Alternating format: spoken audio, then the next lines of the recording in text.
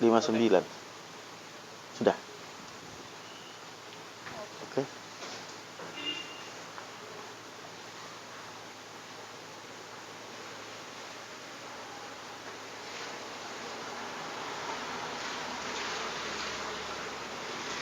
Shalom Bapak Ibu, Saudara yang dikasihi Tuhan. Selamat sore. Selamat menikmati kebersamaan bersama dengan keluarga di sore hari ini. Selamat datang di dalam acara Masa Depan Cerah bersama dengan Tuhan. Suatu sukacita bagi saya bisa menyapa Bapak Ibu Saudara di dalam acara siaran langsung Masa Depan Cerah bersama dengan Tuhan. Sebelum kita memulai acara kita, saya mau mengajak kita terlebih dahulu berdoa. Kita minta pimpinan Tuhan, kita minta hikmat Tuhan, supaya acara ini bisa menjadi berkat bagi kita semua. Mari kita satukan hati kita berdoa. Bapa kami yang di sorga, yang kami sembah di dalam nama Tuhan Yesus Kristus. Engkau Tuhan pencipta langit dan bumi dan segala isinya. Tuhan yang berdaulat atas alam semesta. Tuhan yang berdaulat atas jagat raya ini. Tuhan yang berdaulat atas hidup kami. Kami ada itu karena Tuhan. Pada sore hari ini Tuhan, kami datang membawa ucapan syukur kami atas pemeliharaan, perlindungan, dan penyertaan Tuhan dalam hidup kami sepanjang hari ini. Terima kasih buat semua yang Tuhan izinkan terjadi dalam hidup kami.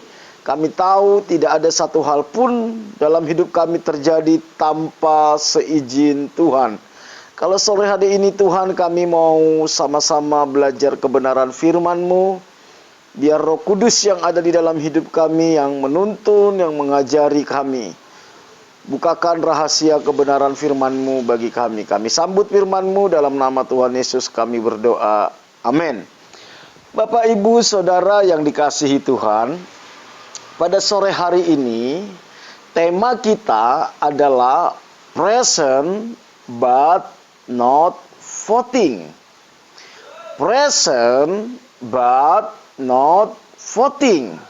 Kalau diartikan lebih kurang artinya hadir tapi tidak punya suara. Hadir tapi tidak punya hak suara. Saya mau mengajak kita membaca Alkitab kita di dalam Injil Matius pasal 13 sampai 16. Matius pasal 13 ayat 16. Saya percaya bahwa Matius pasal 5 ayat 13 sampai 16 ini tidak asing lagi bagi kita. Dikatakan kamu adalah garam dunia. Jika garam itu menjadi tawar, dengan apakah ia diasinkan? Tidak ada lagi gunanya selain dibuang dan diinjak orang. Kamu adalah terang dunia. Kota yang terletak di atas gunung tidak mungkin tersembunyi. Lagi pula orang tidak menyalakan pelita lalu meletakkannya di bawah gantang, melainkan di atas kaki dian sehingga menerangi semua orang di dalam rumah itu. Demikianlah hendaknya terangmu bercahaya di depan orang, supaya mereka melihat perbuatanmu yang baik dan memuliakan Bapamu yang di sorga. Bapak, Ibu, Saudara yang dikasihi Tuhan, di Inggris ada sebuah rumah sakit yang selalu dipakai oleh mahasiswa kedokteran untuk praktek. Rumah sakit ini memang lebih fokus dipakai oleh mahasiswa kedokteran untuk praktek. Rumah sakit tersebut bernama University College Hospital. University College Hospital. Rumah sakit ini sekilas sama dengan rumah sakit pada umumnya, ya. Setiap ruangannya semua sama, tidak terlalu berbeda lah dengan rumah sakit umum, saudara. Namun ketika kita masuk di sebuah ruangan, di ruangan itu ada sebuah lemari yang terbuat dari kayu. Yang sebenarnya lemari itu pun tidak ada kelebihan dengan lemari pada umumnya. Nggak ada. Biasa lemarinya. Namun ketika kita membuka lemari tersebut, kita akan menemukan mumi seseorang di dalam lemari itu. Di dalam lemari itu ada mumi, dan mumi itu adalah mumi dari Jeremy Bentham. Jeremy Bentham adalah seorang ekonom dan seorang sosiolog yang cukup kaya, saudara. Dia seorang ekonom, dia juga seorang sosiolog dan cukup kaya. Beliaulah yang menghibahkan tanah dan hartanya sehingga rumah sakit University College Hospital bagian depannya berdiri. Jadi dari hibah harta dari Jeremy Bentham ini, berdirilah dimulai rumah sakit ini. Sebelum Jeremy Bentham meninggal, ia menghibahkan hartanya untuk rumah sakit tersebut dengan satu permintaan. Dengan satu permintaan.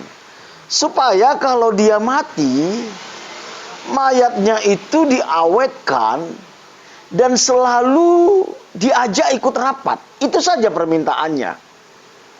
Jadi hartanya akan dibagikan, akan dihibahkan, tapi dia minta tolong kalau saya nanti mati, mayat saya itu diawetkan, dan setiap saya ada rapat, khususnya rapat pimpinan di rumah sakit ini, ajaklah saya rapat, dia bilang.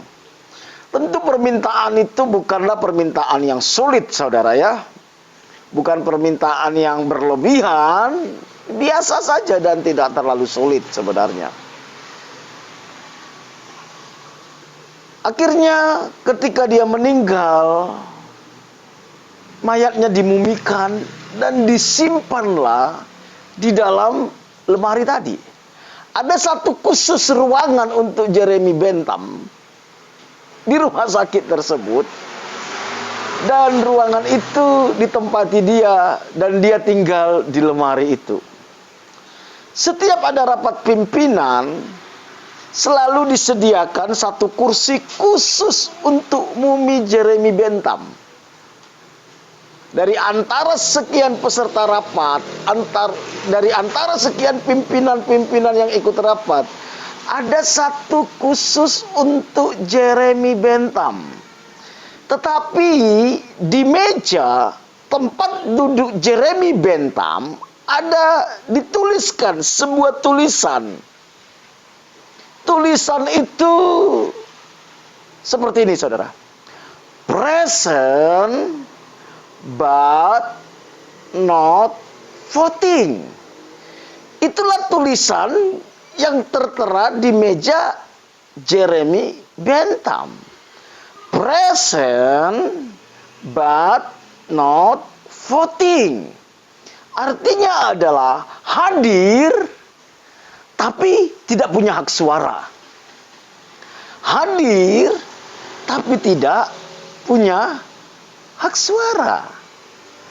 Hal yang sama seringkali kita temukan terjadi dalam kehidupan orang Kristen. Hal yang sama.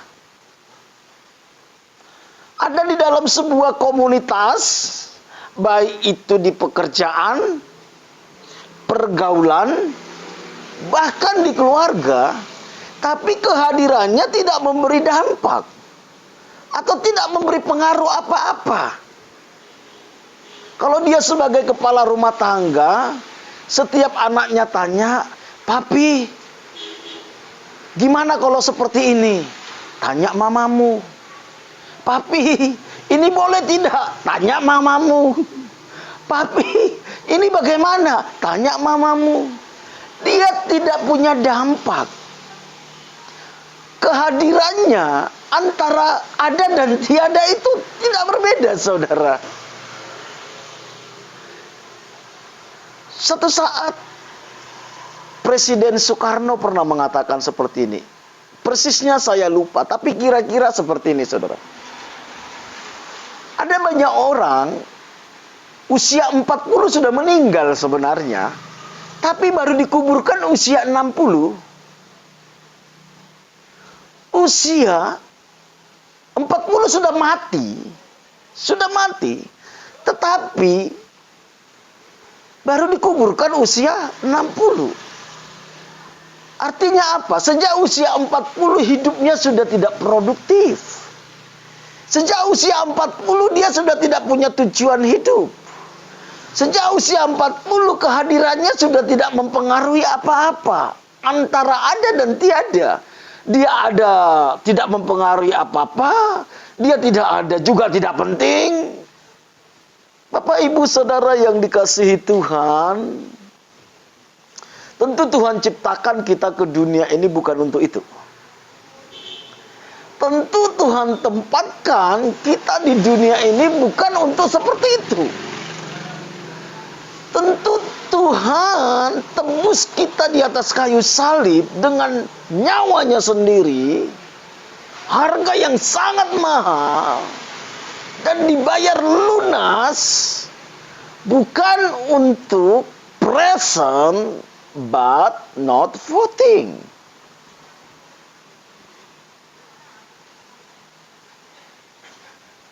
Banyaknya generasi yang rusak hari-hari ini adalah banyaknya anak-anak muda yang rusak hari-hari ini. Rata-rata ketika mereka merasakan ketiadaan peran orang tua, ketiadaan peran bapak. Memang orang tuanya sih ada.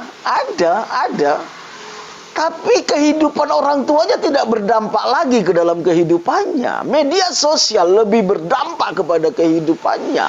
Teman-temannya lebih mempengaruhi kehidupannya. Orang tuanya hanya sekedar bagaimana membesarkan, menyekolahkan, ngasih makan. Tetapi teladan orang tua sudah tidak lagi ditemukan.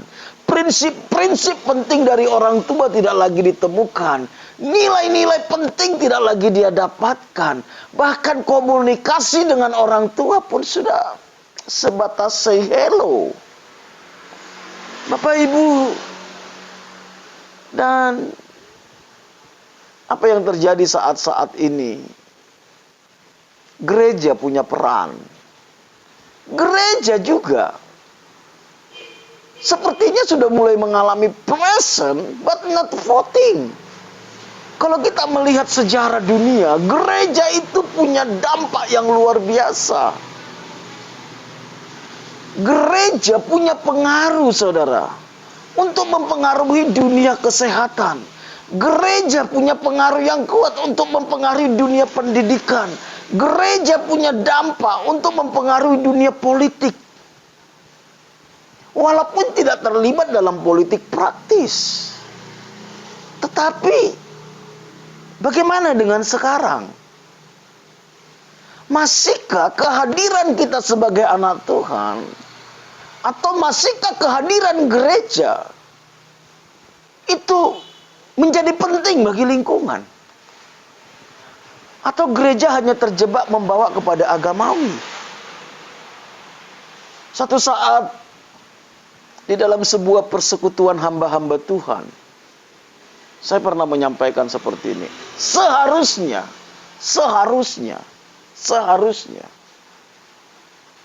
gereja menjadi jawaban atas permasalahan yang ada. Gereja hadir untuk menjadi jawaban atas permasalahan yang ada. Kenapa orang lebih tertarik mencari hiburan, baik itu diskotik, baik itu narkoba, baik itu hiburan-hiburan yang lain. Karena mungkin gereja sudah tidak lagi memberikan damai sejahtera. Kenapa orang lebih percaya kepada dukun daripada kepada pendeta? Lebih nyaman cerita kepada dukun daripada kepada gereja, kepada hamba Tuhan, kepada anak Tuhan. Karena kita sudah tidak lagi bisa memberikan jawaban. Oleh karena itu, sangat tepat apa yang Tuhan sampaikan tadi. Bahwa Tuhan katakan kita ini adalah garam. Bukan cuma garam, terang. Kenapa Tuhan katakan kita terang? Karena dunia ini gelap, saudara. Nanti saya akan bahas satu-satu. Kenapa Tuhan katakan kita garam? Kamu adalah garam dunia. Tuhan katakan ini kepada semua anak Tuhan. Tuhan katakan ini kepada gereja Tuhan. Garam. Saya percaya semua kita, nggak ada yang tidak mengetahui garam, saudara. Setiap hari kita bertemu dengan garam. Garam itu sangat penting bagi kita. Sangat penting. Apalagi zodiumnya, saudara. Kalau enggak kita bisa gondokan, saudara. Garam. Garam itu sedikit. Tetapi itu cukup untuk membuat masakan itu menjadi enak, saudara. Kekristenan itu bukan berbicara kuantitas, saudara. Justru kalau kita lihat, saudara, di mana kota-kota atau negara-negara di mana kekristenannya menjadi lebih mayoritas, justru rasa garamnya itu jadi hambar, saudara. Ada orang guyonan bilang gini, kalau kita kebanyakan makan garam bisa stroke katanya, darah tinggi katanya. Kekristenan itu seperti garam, saudara. Kehidupan kita itu seperti garam. Mungkin kita minoritas, baik itu di kantor, baik itu di tempat kerjaan, baik itu di lingkungan bisnis, baik itu di lingkungan masyarakat. Tapi kehadiran kita ini membuat suasana tempat itu damai sejahtera. Makanya kalau ada kehadiran orang Kristen membuat tidak damai sejahtera, saudara. Karena apa, saudara? Ngutang nggak bayar. itu membuat suasana jadi nggak nyaman, saudara. Ngomongnya selalu negatif, ngegosip. Itu saya pikir garamnya itu sudah hambar. Alkitab katakan kalau garam itu sudah menjadi hambar, tidak ada lagi gunanya selain dibuang dan diinjak-injak orang. Kalau gereja kehilangan rasa asinnya, kalau orang Kristen kehilangan rasa asinnya yang bisa membuat rasa sedap, saudara, ya kita diinjak-injak orang. Nggak ada guna. Oh, apa mungkin garam bisa tidak asin? Bisa, saudara. Saya sempat melihat konteks ini, saudara. Garam yang dimaksud di sini bukan garam yang ada di dapur kita, saudara. Bukan. Garam yang dimaksud di sini adalah garam yang ada di Israel sana, di Timur Tengah, saudara. Ya. Garam di sana itu bentuknya seperti batu, saudara. Batu. Ya. Nah, di dalam itu ada unsur batunya juga, saudara. Ada unsur garamnya. Ada masanya itu garamnya itu habis. Tinggal batunya, saudara. Nah, ketika tinggal batunya itu dibuang, nggak ada gunanya, saudara. Saudara, kenapa garam kita bisa hilang, saudara? Karena kita mulai tercemari dengan nilai-nilai dunia. Standar hidup kita sudah standar hidup dunia. Sehingga tidak bisa lagi orang rasakan, saudara. Jadi garam itu sebagai penyedap rasa. Apakah kehadiran kita itu membuat lingkungan jadi sedap, saudara? Atau membuat lingkungan jadi horor, saudara? Terintimidasi karena kita sibuk menghakimi. Seharusnya kehadiran kita membuat orang nyaman dan mereka merasakan kasih Tuhan. Garam itu juga sebagai pengawet, saudara.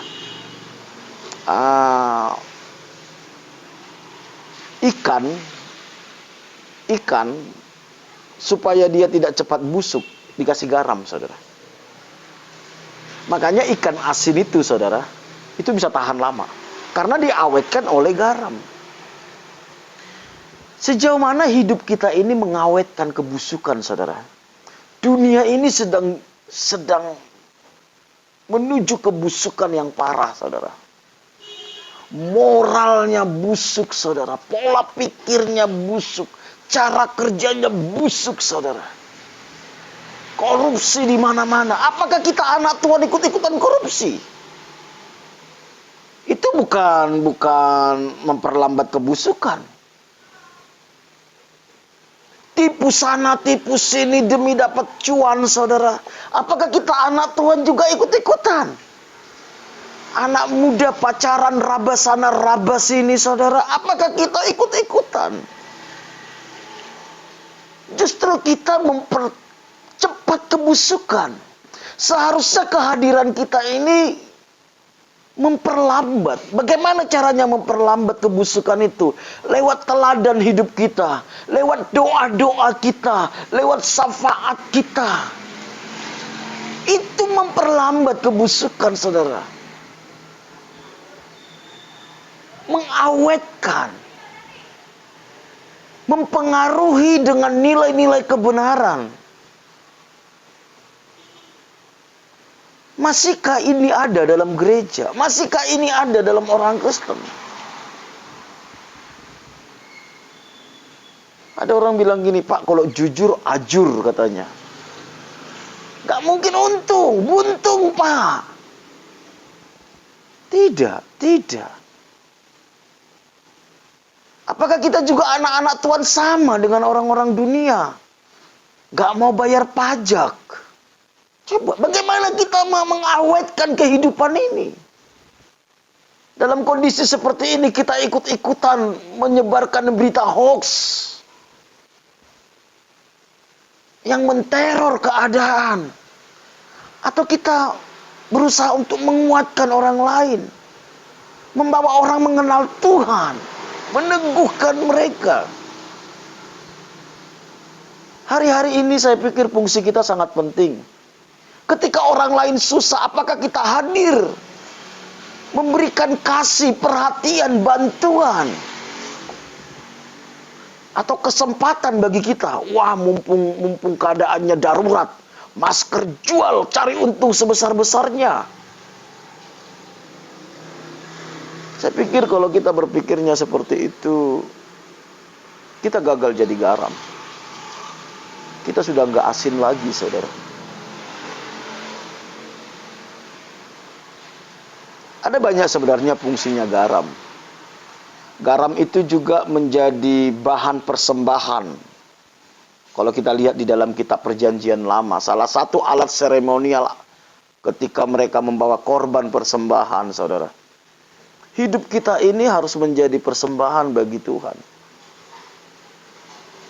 Apakah hidup kita ini sudah menjadi persembahan bagi Tuhan, saudara? Atau hidup kita ini kita persembahkan untuk dosa. Untuk dosa.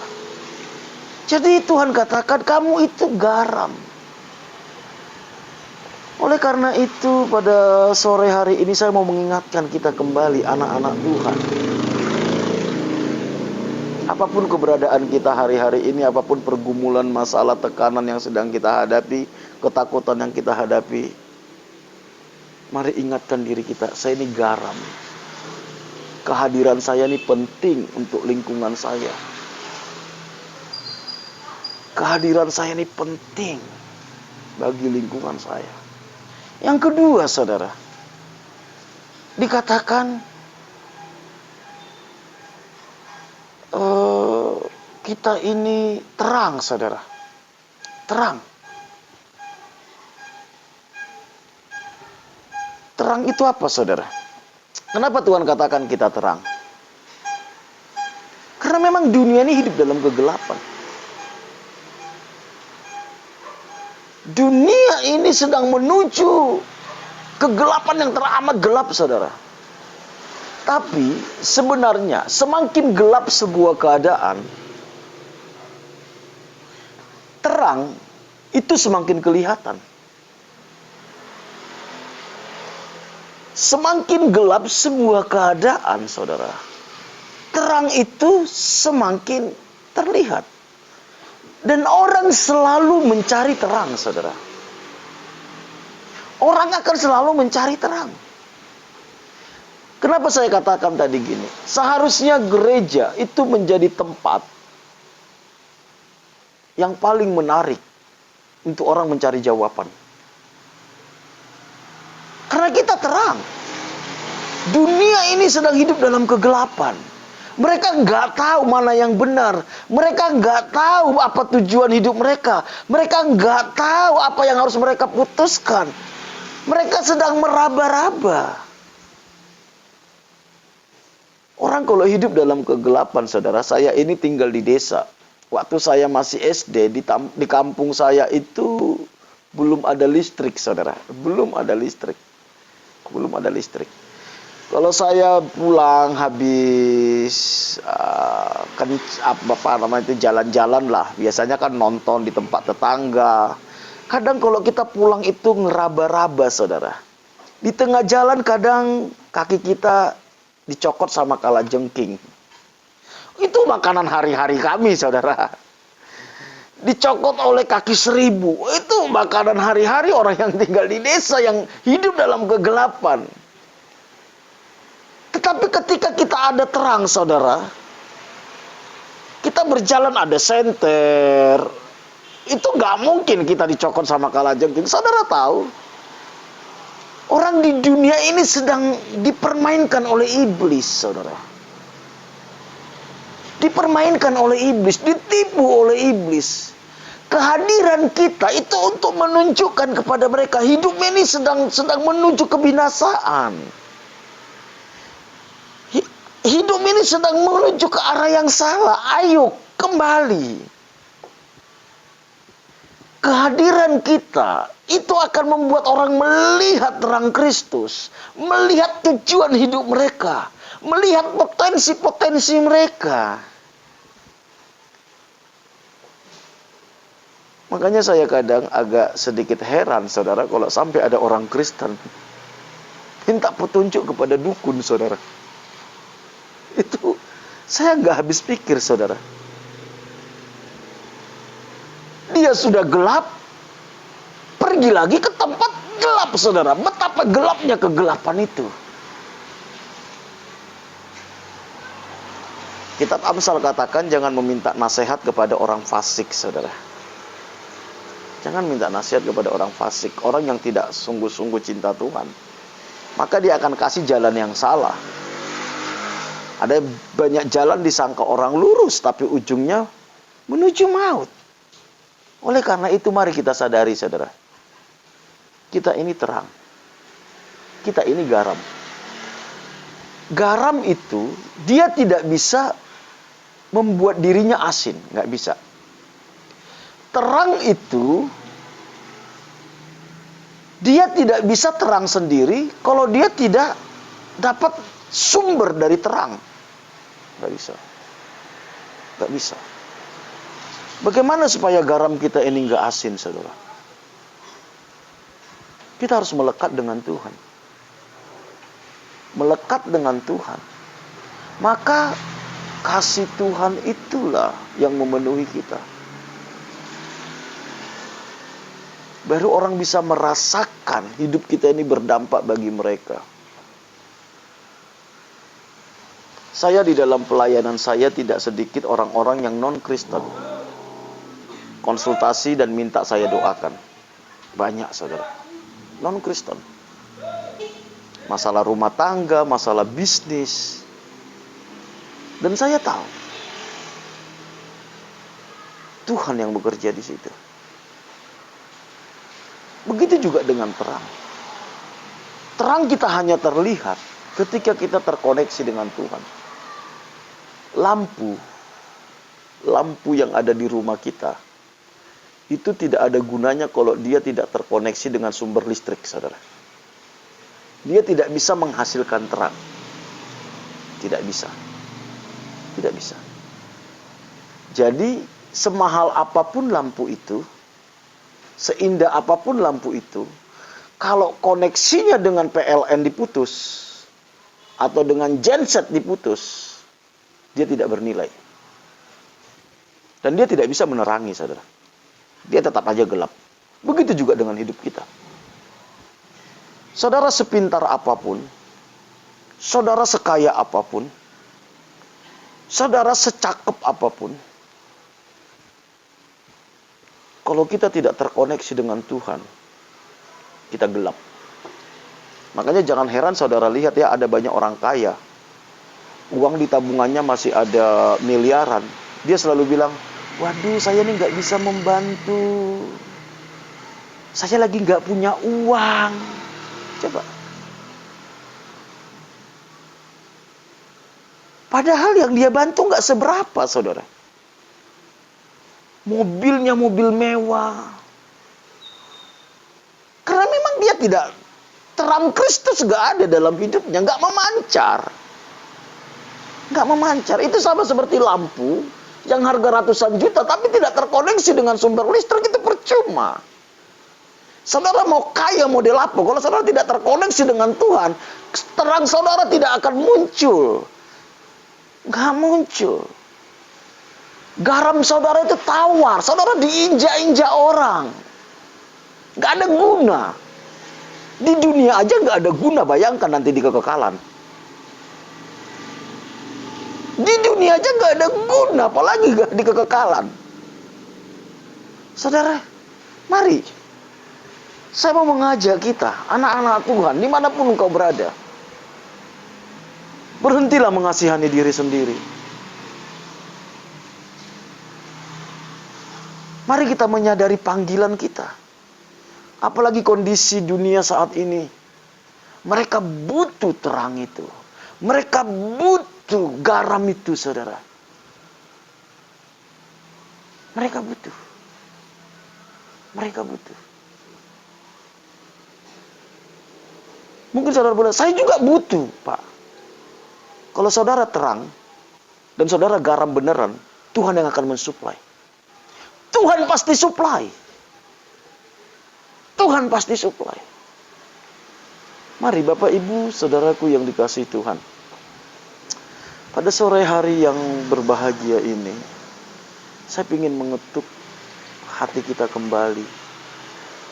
Dunia ini sedang membutuhkan garam yang bisa menyejukkan hati mereka, yang bisa memberikan damai di hati mereka, yang bisa meyakinkan mereka bahwa ada Tuhan yang mengasihi mereka, ada Tuhan yang tidak pernah meninggalkan mereka, yang bisa merangkul mereka, yang bisa menolong mereka, yang bisa mengawetkan mereka dari segala rancangan-rancangan jahat mereka. Saya ini sudah 17 tahun pelayanan di penjara, saudara. 17 tahun. 17 tahun. Saya sudah keliling beberapa penjara di Indonesia, termasuk Nusa Kambangan. Saya sudah berkali-kali ke Nusa Kambangan. Pelayanan penjara, pelayanan yang tidak disukai oleh banyak orang. Karena saudara tidak akan dapat duit di sana. Tidak. Bahkan saudara harus keluar uang, saudara. Saudara harus keluar uang. Dan itu tidak sedikit. Tidak sedikit. Ada beberapa orang tanya gini sama saya. Ngapain sih kamu capek-capek ngurusin penjahat-penjahat itu? Apa sih untungnya bagimu?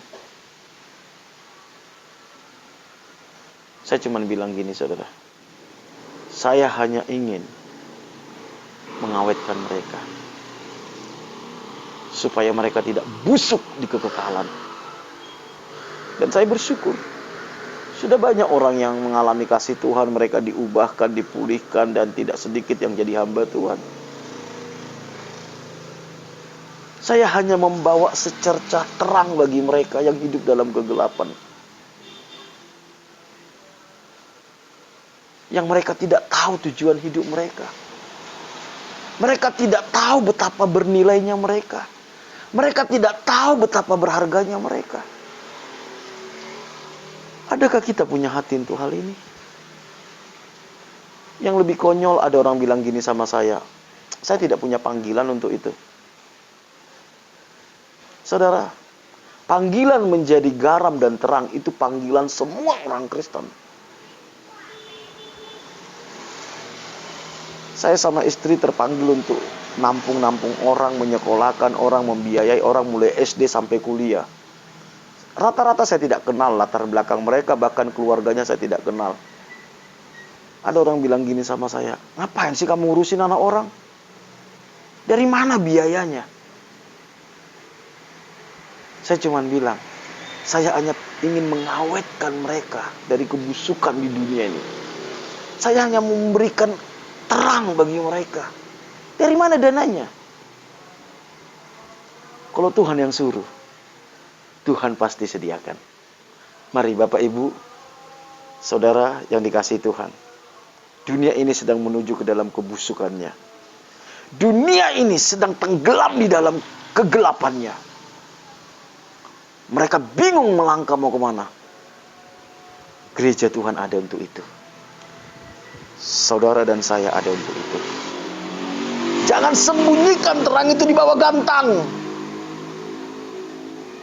Jangan sembunyikan terang itu di bawah gantang. Seperti katak dalam tempurung. Kalau di dalam gereja Allahku dahsyat, hebat, perkasa, luar biasa. Di luar tidak berbuat apa-apa, saudara. Di dalam gereja kita bisa lompat-lompat bilang Allahku hebat, dahsyat, luar biasa. Tapi ketika berhadapan dengan masalah kebutuhan, mulai mikir nipu, mulai mikir macam-macam, saudara. Come on. Mari saudaraku yang dikasihi Tuhan. Mungkin renungan hari ini agak sedikit keras bagi kita. Tapi saya percaya, kalau kita kembali kepada esensi kita, jadi garam dan terang. Wah, itu luar biasa, saudara. Kalau tidak, kita akan diinjak-injak, saudara. Makanya jangan heran. Kita lihat, orang Kristen itu diinjak-injak. Gak ada nilai. Gak dianggap. Gereja gak ada nilai. Gak dianggap, saudara. Gak punya otoritas. Padahal seharusnya gereja itu punya otoritas, saudara. Hamba Tuhan itu punya otoritas. Makanya selalu saya katakan gini, jangan sampai pendeta dikontrol oleh pengusaha. Hati-hati saya bilang. Jangan sampai pendeta itu dikendalikan oleh pengusaha. Itu artinya kita diinjak-injak. Garammu habis. Tidak asin lagi, saudara. Mari kita tundukkan kepala kita, berdoa. Bapa kami yang di sorga, yang kami sembah di dalam nama Tuhan Yesus Kristus. Tuhan yang telah memilih kami. Tuhan yang telah menebus dan menyelamatkan kami lewat pengorbanan Tuhan Yesus Kristus di atas kayu salib. Engkau yang menempatkan kami di dunia ini, supaya kami bisa menjadi garam, menjadi terang di dunia ini. Tuhan ampuni kami. Kalau kami terlalu egois, kami lupa akan fungsi kami. Kami lupa bahwa kami perwakilan Tuhan di dunia ini. Supaya dunia ini bisa melihat kasih-Mu, melihat keajaiban kasih karunia-Mu, Tuhan. Ampuni kami. Ampuni gereja Tuhan. Ampuni anak-anak Tuhan. Bangkitkan kembali kami, Tuhan. Biar dunia bisa melihat terang yang ada dalam hidup kami, yaitu terang Kristus. Biar dunia bisa merasakan asinnya garam, yaitu kasih-Mu lewat kehidupan kami. Sehingga dunia ini dipulihkan. Kami bersyukur, berkati setiap anak-anak-Mu Tuhan yang mendengarkan renungan ini, Tuhan. Apapun keberadaan mereka saat ini, Tuhan, bawa kami semua masuk ke dalam panggilan-Mu ini, Tuhan. Bawa kami mengerti akan panggilan kami, dimanapun Kau tempatkan, baik itu di tempat pekerjaan, baik itu di rumah tangga, baik itu di tempat bisnis, dimanapun Tuhan. Jadikan kami sebagai garam yang bisa dirasakan oleh orang lain, dan terang yang bisa dinikmati, dan orang bisa melihat kebenaran lewat hidup kami. Berkati setiap anak-anak-Mu, Berkati setiap rumah tangga, hubungan suami istri, orang tua dengan anak, sesama saudara. Kasih dan kebenaran-Mu yang memerintah dalam setiap rumah tangga. Pulihkan kesehatan umat-Mu Tuhan. Yang sakit Tuhan sembuhkan. Bahwa mereka mengalami Tuhan kuasa-Mu. Berkati usaha pekerjaan mereka. Apapun yang mereka kerjakan dengan tangan mereka, yang mereka lakukan dengan takut dan gentarakan Tuhan, Tuhan buat berhasil. Bahkan Engkau pakai setiap anak-anak-Mu menjadi berkat bagi banyak orang. Terima kasih Bapa. Kami bersyukur, berkati bangsa kami Tuhan. Kami tahu hanya Tuhan yang sanggup memulihkan bangsa ini. Hanya Tuhan yang sanggup Tuhan memulihkan bangsa ini. Kami butuh belas kasihan Tuhan. Kami butuh anugerah Tuhan. Mampukan bangsa ini menang atas pandemi COVID-19 ini Tuhan. Kami mau tolak segala pekerjaan kuasa kegelapan yang ada di bangsa ini di dalam nama Tuhan Yesus. Roh Kudus bekerja Engkau atas bangsa ini. Bahwa penduduk bangsa ini untuk melihat keajaiban kasih karunia-Mu yang Kau sediakan di dalam Kristus Yesus. Engkaulah pengharapan kami satu-satunya. Berkati para pemimpin-pemimpin kami yang Tuhan percayakan mengelola bangsa ini.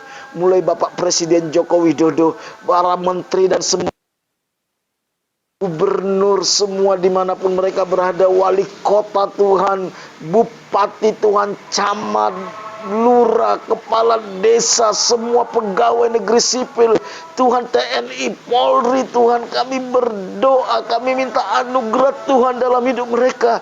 Kami minta penyertaan, perlindungan, hikmat, bijaksana Tuhan atas hidup mereka. Tolong mereka Tuhan, berkati mereka Tuhan, berkati mereka, lindungi keluarga mereka, lindungi mereka Tuhan. Pulihkan Tuhan, berikan hikmat, kreativitas, ide untuk menyelesaikan masalah ekonomi dampak dari COVID-19 ini Tuhan. Pulihkan Indonesia. Kami berdoa buat para medis, para dokter, perawat, semua orang-orang yang bekerja di rumah sakit, di puskesmas Tuhan, jagai mereka, lindungi mereka. Tolong mereka Tuhan, tolong mereka Tuhan, berkati mereka. Tuhan kami minta supaya tidak ada lagi Tuhan para medis yang menjadi korban Tuhan.